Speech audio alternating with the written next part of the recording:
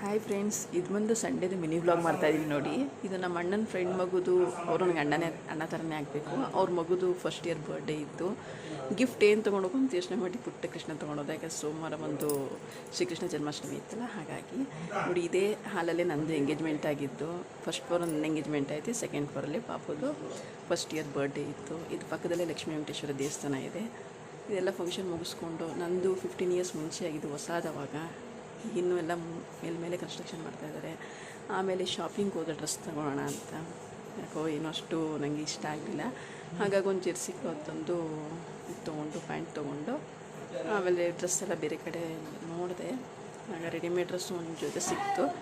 ಅದು ಕೂಡ ತೊಗೊಂಡ್ರು ಕೂಡ ಅದೇನಾಯಿತು, ಪ್ಯಾಂಟ್ ಸ್ವಲ್ಪ ಟೈಟ್ ಆಯಿತು. ಬಟ್ ಕಲ್ಲರು ಕಾಂಬಿನೇಷನ್ ಎಲ್ಲ ತುಂಬ ಕಾಂಟ್ರಾಸ್ಟ್ಗಳು ತುಂಬ ಚೆನ್ನಾಗಿತ್ತು ನೋಡಿ. ಇದು ಪ್ಯಾರೆಟ್ ಗ್ರೀನ್ ಮತ್ತು ರಾಮ ಗ್ರೀನು ಕಾಣಿಸ್ತಾ ಇತ್ತು. ತುಂಬ ಚೆನ್ನಾಗಿದೆ. ವೇರ್ ಮಾಡಿದ್ರೆ ಮಾತ್ರ ತುಂಬ ಚೆನ್ನಾಗಿದೆ.